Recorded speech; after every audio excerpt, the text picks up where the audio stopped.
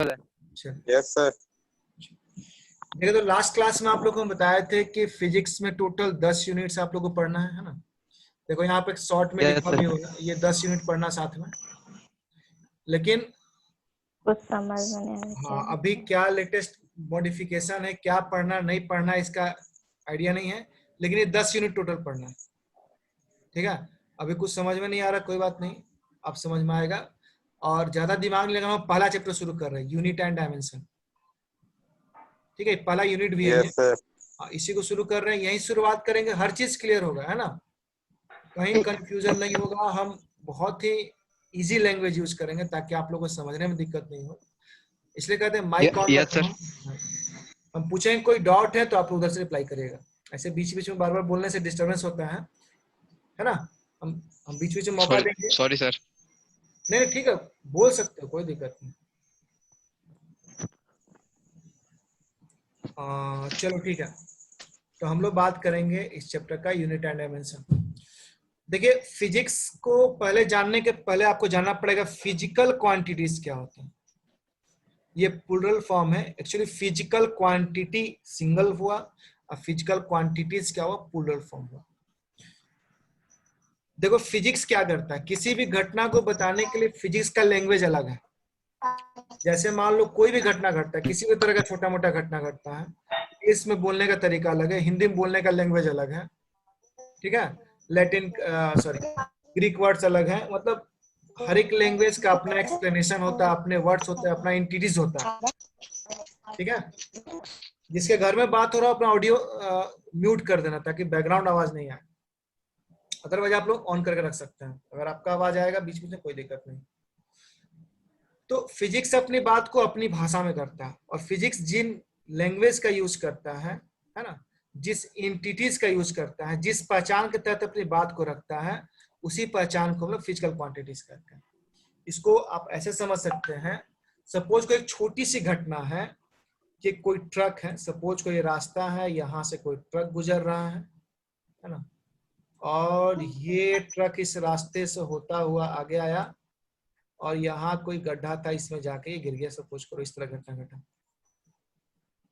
अब इसको एक्सप्लेन करना, अगर आप सिंपली ये बताते हैं हिंदी इंग्लिश भोजपुरी जो भी मिला के कि यहाँ से ट्रक चला आके गड्ढे में गिर गया, ठीक है, चाहे बहुत बड़ा ट्रक था, उसके अंदर क्या था, बहुत सारा कोयला था, अब बहुत बड़े गड्ढे में गिर गया, तो ये एक्सप्लेनेशन आपका फिजिक्स से बाहर है, बहुत का कोई मतलब नहीं है। ठीक है, बहुत गोरा आदमी है, बहुत काला आदमी है, नहीं, फिजिक्स कहता है हर चीज को मेजर करना है आपको, और मेजर तभी कीजिएगा जब उसको आप डिफाइन करिएगा।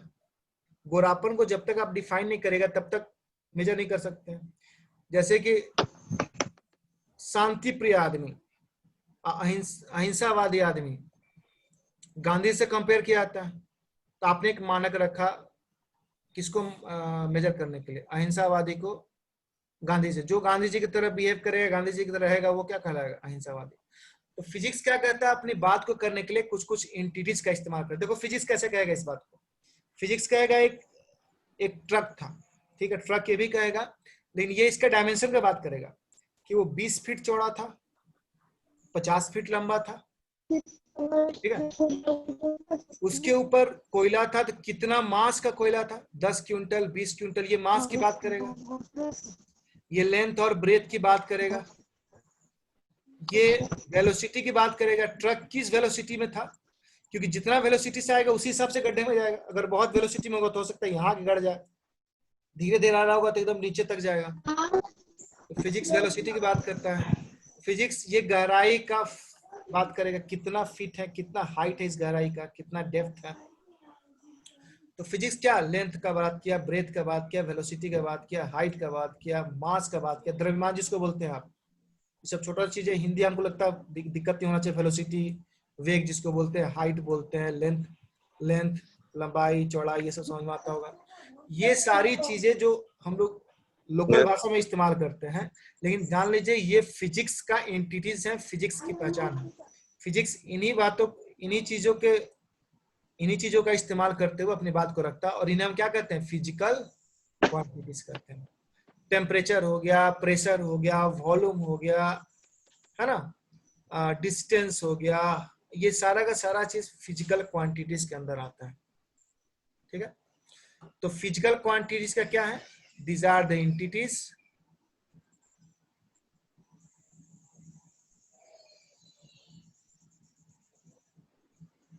ये एंटिटीज होते हैं, है ना,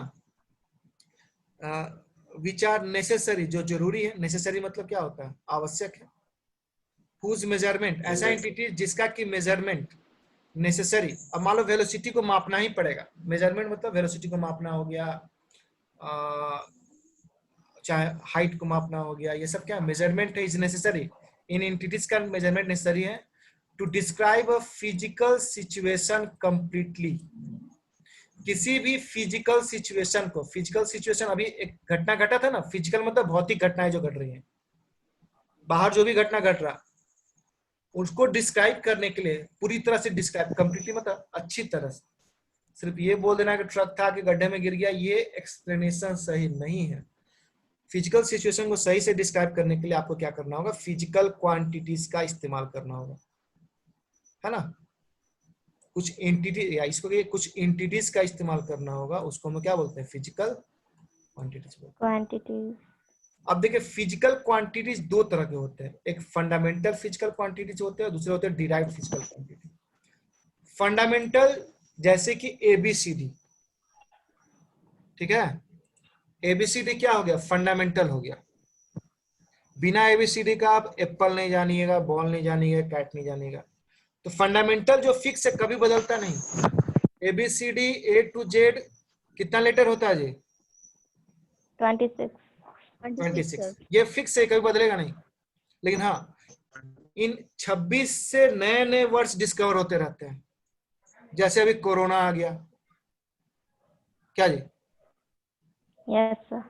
हो सकता है कोरोना बिल्कुल नया हो, ऐसे कोरोना क्लास वायरस था, लेकिन कोविड-19 आ गया। कोविड-19 पहली बार आया, ठीक है। वो भी तो कोरोना वायरस है ना। हाँ, तो वो फंडामेंटल तो फिक्स है, हाँ वो तो फंडामेंटल फिक्स है, लेकिन उससे वो डिराइव्ड हुआ। तो फिजिक्स में वैसे ही कुछ फिजिकल क्वांटिटीज फिक्स है जो कभी नहीं बदलते हैं, और उनसे बिना उनके आप डिराइव नहीं कर सकते बाकी फिजिकल क्वांटिटीज को। जिसके घर में बात हो रहा है म्यूट कर लीजिए ऑडियो। बात क्लियर हो रहा है ना। तो फिजिक्स में 7 फंडामेंटल फिजिकल क्वांटिटीज होते हैं। अब आप पूछ सकते हैं कि सर फिजिक्स में फिजिकल क्वांटिटीज हैं कितने, तो आपसे हम पूछेंगे कि इंग्लिश में वर्ड्स कितने हैं, इंग्लिश में कितने वर्ड्स हैं, 26 और लेटर्स कितने हैं, लेटर्स कितने हैं, इन्फिनाइट। हाँ इनफाइनाइट है। ये कौन बोला, सर हम भी बोले खुशबू। थे। अच्छा अभी कौन बोला कृति भी था, बोली सर, इनफाइनाइट। खुशबू कुमारी कृति कुमारी दोनों बोली है। अच्छा चलो चलो, तो इनफाइनाइट है। वैसे ही डिराइव फिजिकल क्वांटिटीज का संख्या इनफाइनाइट है। हम लोग बहुत लिमिटेड डिराइव फिजिकल क्वांटिटी के बारे में जानेंगे।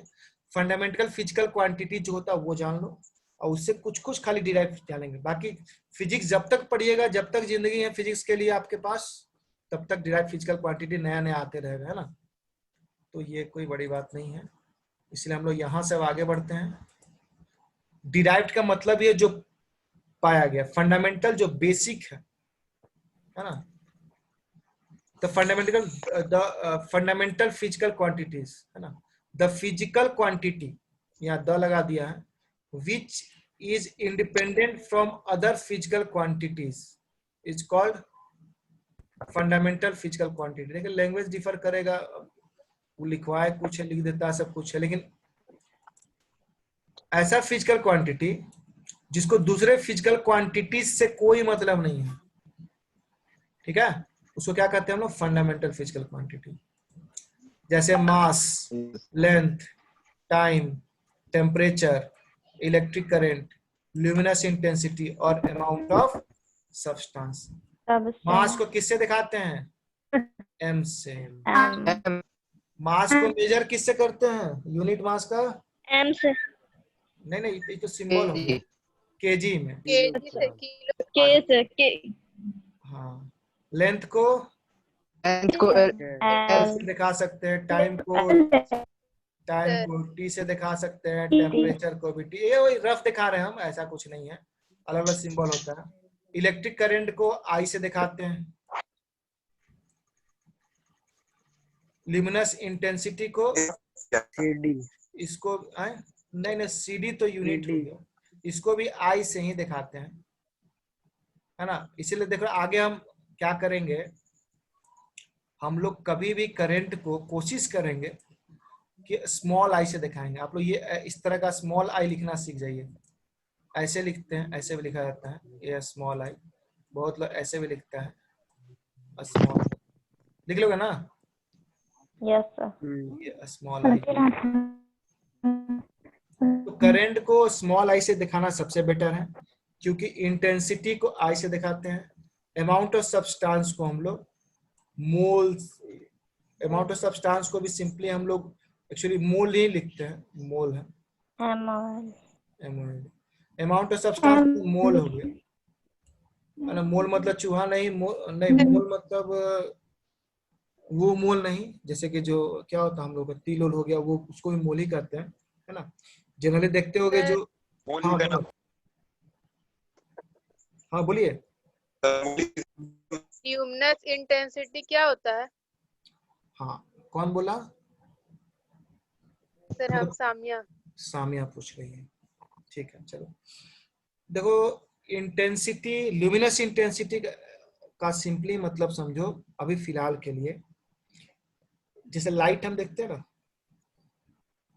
जैसे बादल आ गया तो लाइट क्या होता है, हल्का हो जाता है, बादल चला गया लाइट ज्यादा हो गया, है ना।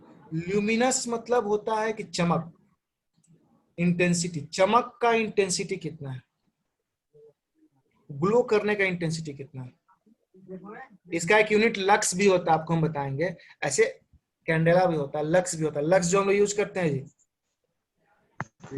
लक्स यूज करते हो घर में ना, कभी सोचो लक्स का नाम लक्स क्यों है, क्योंकि लक्स यूनिट है ल्यूमिनस इंटेंसिटी का, आपका चेहरे का इंटेंसिटी बढ़ा देता है, गोरे को काला कर देता है, नहीं काले को गोरे कर देता है।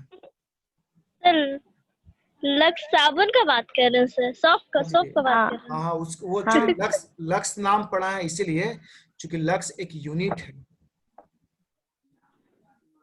है ना। बताइए, पिक्चर नहीं आ रहा सर। हाँ देखिए प्रॉब्लम होगा, कभी पिक्चर जाएगा, कभी हीरो नहीं आएगा, है ना, लेकिन आप लोग इसलिए रिकॉर्डिंग में डाल देते हैं, हम तुरंत भेज देंगे कुछ सर अमाउंट ऑफ सब्सटेंस, हाँ बता रहे, सब सारा चीज आएंगे, सारा चीज आएंगे, ये पूरा डिटेल में आपका नाम याद रखिएगा। अमाउंट ऑफ सब्सटेंस एक्चुअली बताता है मोल, किसके अंदर कितना मोल है, एक मोल में कितना एटम्स होता है पता है आप लोगों को क्या, एक मोल में कितना एटम्स होता है?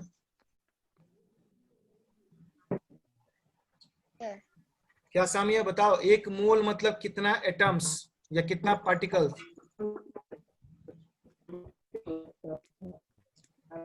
6.022 into 10 to the power 23. 23, very good. कितना मोल्स होता है, ठीक है।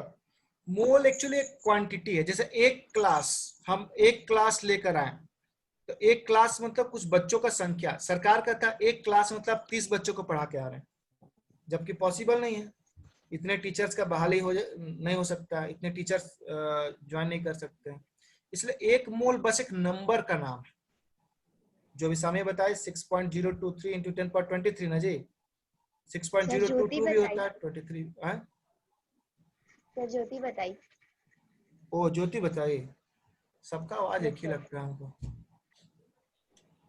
अच्छा चलो कोई बात नहीं, धीरे धीरे पहचान लेंगे। तो ल्यूमिनस इंटेंसिटी क्या है, एक तरह का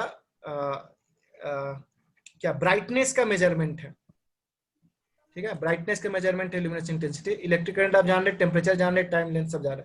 अमाउंट ऑफ सब्सटेंस, किसी बॉडी के अंदर मोल्स कितना है उसी का मेजरमेंट है, ठीक है। अब चलो एक इंटरेस्टिंग चीज बताते हैं, ये क्या हो गया, फंडामेंटल फिजिकल क्वांटिटीज कितने होते हैं, 7 होते हैं, ये कभी बदलेंगे नहीं, ठीक है। अब जरा डिराइव्ड क्या क्या चीज दिखाते हो तुम लोग को, चलो अब आते हैं हम लोग डिराइव्ड में। देखो डिराइव्ड फिजिकल क्वांटिटी, जैसे अब तुम बोलोगे सर कैसे डिराइव, जैसे एरिया, जैसे मान लो मेरे पास एक स्क्वायर है इस तरह का, जैसे मान लो मेरे पास एक रेक्टेंगल है, मेरे पास एक रेक्टेंगल है, मेरे पास एक स्क्वायर है, ठीक है। बताओ तो इसका एरिया क्या होता है? रेक्टेंगल का एरिया आप जानते हैं, length into breadth. Yes, sir.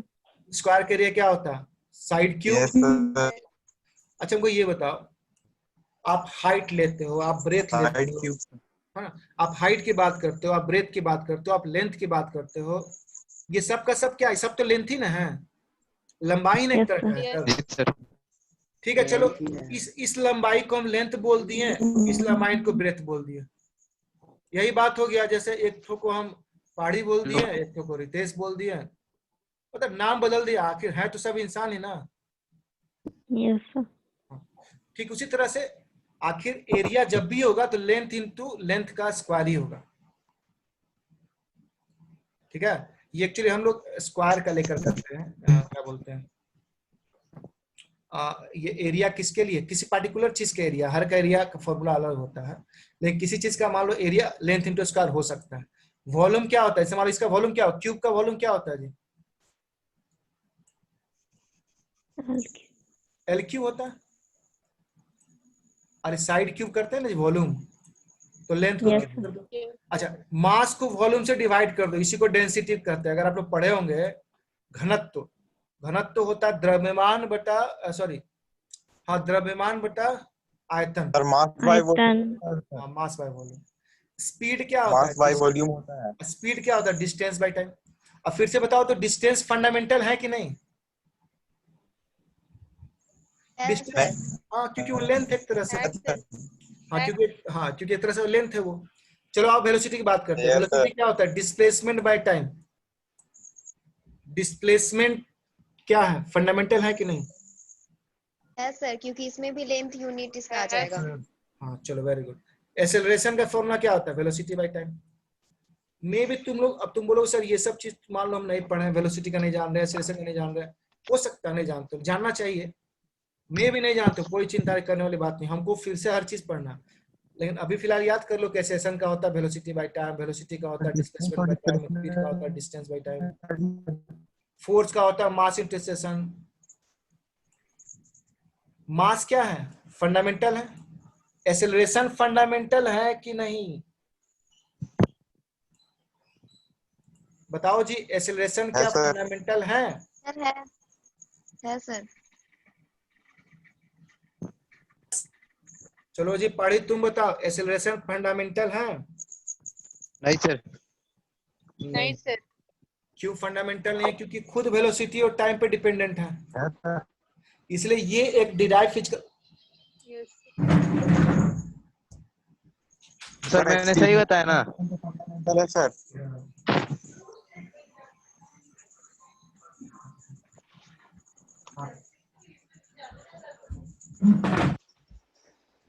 Sir, acceleration जो fundamental होगा ना. फोर्स एक अरे भाई fundamental- force derived physical quantity में आएगा ना सर एक्सेलरेशन। फोर्स एक डिराइव्ड है, एक्सेलरेशन भी डिराइव्ड है। तो देखो डिराइव्ड और फंडामेंटल मिलकर भी डिराइव्ड दे दिया। बात समझ में आया? Yes sir. अब आपसे हम पूछे कि नहीं आप हमको बताइए, थोड़ा देर के लिए समय देते, देखते कौन बता पाएगा कि नहीं। आप हमको फोर्स के लिए बताइए कौन कौन फंडामेंटल चाहिए फोर्स के लिए। मास एक मास फंडामेंटल चाहिए। है, मास एक फंडामेंटल यस है, सर। और क्या चाहिए? टाइम, मास और टाइम, मास और टाइम। टाइम, और बताओ। Time sir. लेंथ। हाँ और लेंथ भी चाहिए, क्योंकि एक्सेलरेशन तो डिराइव्ड है। Yes sir, length. हाँ इसको जब तोड़ेंगे तो फाइनली इसमें टूटेगा, इसको तोड़ेंगे तो फाइनली इसमें टूटेगा। तो मिला जुला के इसमें मास चाहिए, एक Length. लेंथ चाहिए, लेकिन टाइम कै गो Sir, आ जाएगा? acceleration. दो गो टाइम टाइम आ सर 2 जाएगा। आ जाएगा। हाँ तो यहाँ पर आगे हम बताएंगे, यहाँ 2 गो टाइम चाहिए। लेकिन आपको सिर्फ फंडामेंटल पूछेगा तो आपको 3 चीज चाहिए। कितना फंडामेंटल है ये भी आगे आता है। आपसे पूछेगा कितना 3 गो सर। fundamental है। जैसे मास का कितना मास फंडामेंटल लेंथ, है ना? मास लेंथ टाइम। हाँ यहाँ पर सिर्फ मास तो लेंथ t की है। पावर -2 होगा ना। हाँ वो ठीक है, वो सब बात की बात है। आपसे सिर्फ ये हम पूछ रहे हैं कितना Sir, फंडामेंटल है। acceleration क्या? एक्सेलरेशन को तोड़ दिए इसमें और फिर इसमें। Hello. हाँ बोलिए बोलिए। सर एक्सीलरेशन तो फंडामेंटल में ना आना चाहिए सर। नहीं नहीं, एक्सीलरेशन फंडामेंटल नहीं,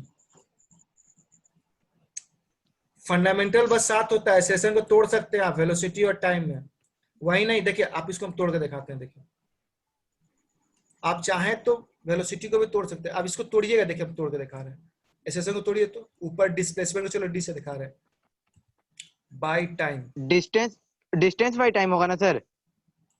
नहीं नहीं, वेलोसिटी का डिस्प्लेसमेंट बाय टाइम होता है। स्पीड का होता है डिस्टेंस बाय टाइम। हाँ, तो डी ऊपर रहेगा और टी नीचे आके क्या हो जाएगा, टी स्क्वायर हो जाएगा। तो यहाँ पर क्या हो जाएगा, इसको अगर सॉल्व करेंगे हम, एक मास आएगा, मास को एम से दिखा रहे हैं, और एक्सेशन की जगह क्या आ जाएगा, डी बाई टी स्क्वायर। अब एक फंडामेंटल में टूट गया, कौन, फोर्स अब फंडामेंटल में टूटा, जिसमें एक मास आ गया, एक डी मतलब डिस्टेंस, डिस्प्लेसमेंट हो, डिस्टेंस हो सब, तो एक लेंथ आ गया और टाइम आ गया, टाइम स्क्वायर है ऊपर जाके t माइनस 2 हो जाएगा, तो वो बाद में सिखाएंगे, लेकिन आपसे 3 चीज आया, मास, लेंथ, टाइम। एक बड़ा इंटरेस्टिंग चीज आपको बता देते हैं कि सर फोर्स का ये नहीं लिख सकते, मास इनटू एक्सीलरेशन? हाँ लिख सकते हैं, वही तो लिखा हुआ है। इसको सर एक्सीलरेशन को आप तोड़े हैं ना sir, distance by time square. हाँ हाँ हाँ, तब से तो नहीं। Yes sir. देखिए एक और इंटरेस्टिंग चीज बताते हैं कि 7 फंडामेंटल फिजिकल क्वांटिटीज में, 7 फंडामेंटल फिजिकल क्वांटिटीज में ये जो 3 हैं, इससे फिजिक्स का एक बहुत बड़ा पार्ट हम कवर करेंगे जिसका नाम है मैकेनिक्स।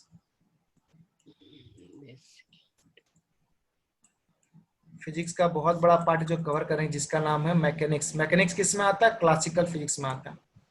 अब आप पूछ सकते हैं कि सर ये मैकेनिक्स में कौन कौन सा पोर्शन आएगा, तो लगभग शुरू का 5 से 6 यूनिट जो है वो किस में आएगा, मैकेनिक्स में ही आता है।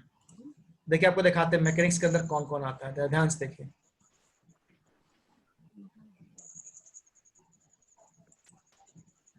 देखिए मैकेनिक्स के अंदर कौन कौन आएगा,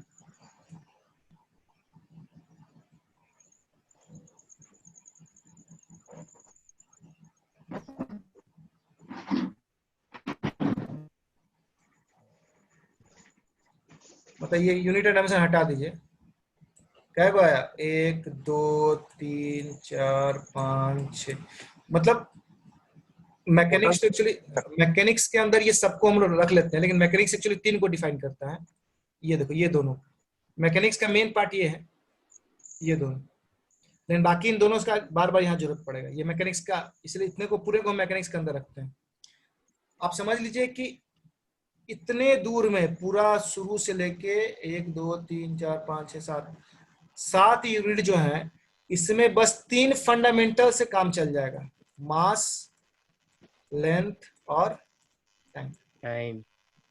जितने भी फिजिकल क्वांटिटीज आपको मिलेंगे इन इतने चैप्टर्स में, सब मास, लेंथ और टाइम में तोड़े जा सकते हैं। सबको मास, लेंथ, टाइम में हम बदल सकते हैं, जैसा जरूरत होगा मास, लेंथ, टाइम बदलेंगे। जैसे कि मान लो फोर्स को हम बदले ना अभी मास, लेंथ, टाइम में, जबकि फॉर्मूला क्या था, मास, ऐसे इतने दूर में जितने भी हैं उसके लिए अगर आपसे कोई पूछेगा फंडामेंटल फिजिकल क्वांटिटीज कौन कौन है, तो मास, लेंथ, टाइम। ठीक है, कभी कभी होता है ना जी, कोई टीचर बोल दिया आपसे कि एम, के, पी, आर, इन सब वर्ड से मिलके आप कितने तरह का, इन सब लेटर से मिलके आप कितने तरह का वर्ड बना सकते हैं। ठीक है, ठीक उसी तरह से एमएलटी से आप इतने तरह के फिजिकल क्वांटिटीज को डिराइव कर सकते हैं मास, लेंथ, टाइम की मदद से। ठीक है, क्लियर? यहां तक किसी को प्रॉब्लम नहीं होना चाहिए। चलिए अब आते हैं हम लोग किस पर, यूनिट पर। ठीक है, यूनिट देखिए बेसिकली क्या होता है। आपको हम एक चीज बताएं कि फिजिक्स कहता है कि जो भी एंटिटीज है, जो भी आप चीज बनाते हैं, है ना। फिजिक्स में यदि कोई गोरापन को बोलता है, फिजिक्स में कोई बोलता है कि ये गोरा है, फिजिक्स बोलता है कि गोरापन को माप के बताइए, ठीक है। और जहां मापने की बात है वीडियो वहां, ऑटोमेटिक क्लिक कर दिया सर। हाँ बोलिए।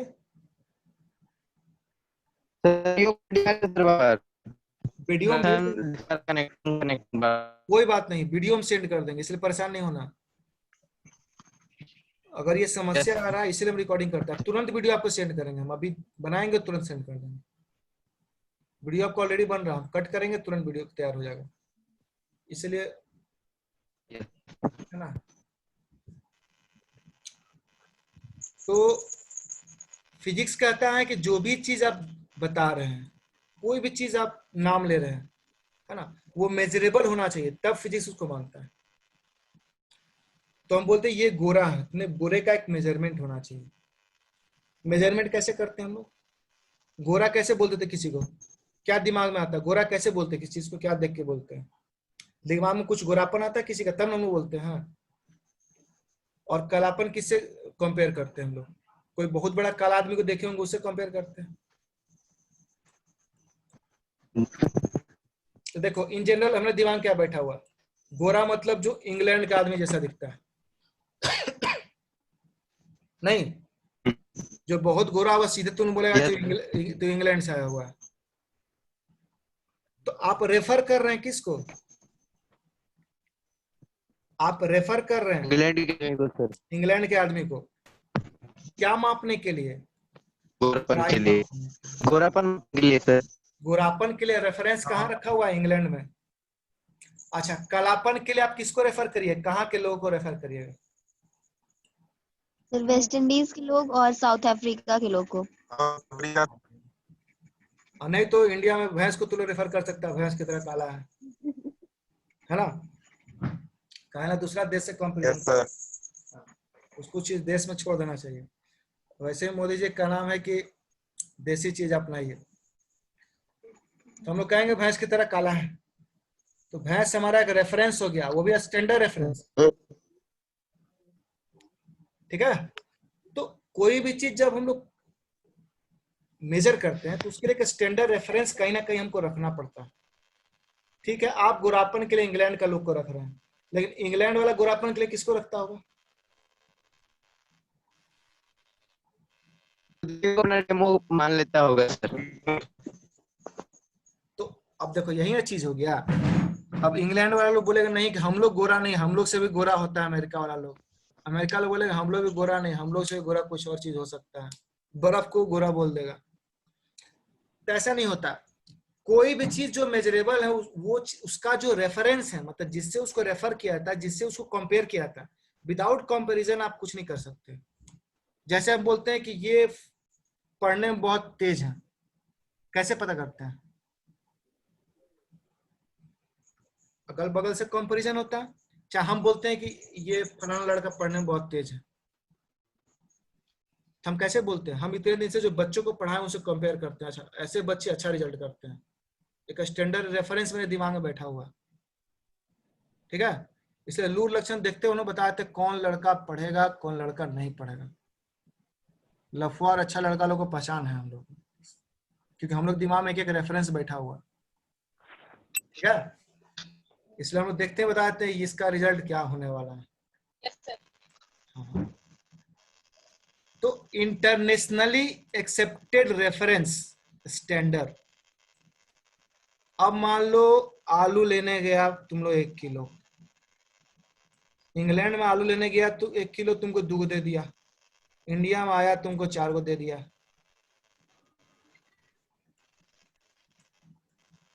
ठीक है। अच्छा तुम लोग को पता है कि इंग्लैंड का लोग आलू नहीं खाता था एक समय? पता नहीं। यूरोप पूरा यूरोप कंट्री का लोग आलू कभी नहीं खाता था, कारण कि वो लोग बहुत अजीब सा चीज, मतलब आलू के बारे में वो लोग बहुत मेहनत समझता था कि जमीन के अंदर कोड़ना निकालना, वो लोग बाकी फल फूल खाता था। लेकिन एक आध बार इसका फायदा देखा गया आलू का, जब विदेशी सैनिक आक्रमण करते थे किसी देश पर, तो आक्रमण करते के साथ लोगों को मारते ही थे, साथ साथ वहां का जितना भी वनस्पति था सबको डैमेज कर देते थे। भिंडी है तो सब काट के बर्बाद कर दिया, है ना। ऊपर मान लो कद्दू दिख रहा तो कद्दू को काट दिया पूरा। लेकिन वो लोग क्या देखा कि आलू ऐसा चीज है जो वो लोग को मिलता ही नहीं है, जमीन के अंदर रहता है। इसलिए लोग क्या किया, जब ये फायदा वो लोग देखा तब आलू का खेती शुरू किया वो लोग, है ना। एक बार इतिहास पढ़ रहे थे तो आलू का खेती के बारे में बता रहा था, उसी में पढ़े थे हम। एनीवे, तो यहाँ 3 आलू दे दिया, वहां 4 आलू दे दिया, यहाँ 5 आलू दे दिया, 6 आलू दे दिया, ऐसे तो काम चलेगा नहीं। तो इंटरनेशनली क्या किया गया, 1 किलो बनाया गया, मतलब एक प्लेटिनम का रॉड लिया गया। प्लेटिनम है ये, ठीक है। प्लेटिनम एक सब्सटेंस है, नाम सुनेंगे आप लोग।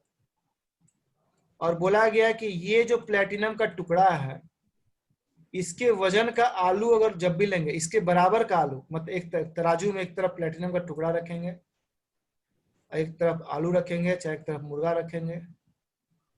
मुर्गा तुम लोग का फेवरेट भोजन है ना जी? No sir. अभी एक आदमी के मुंह में पानी आ रहा होगा। नो सर, मुर्गा पसंद नहीं है हमको। तुमको नहीं, लेकिन दूसरे लोग के मुंह में पानी आ रहा होगा। तो ये स्टैंडर्ड रेफरेंस दिया गया। दीपक खाता है सर। हाँ हाँ, पंडित जी होके खाता है।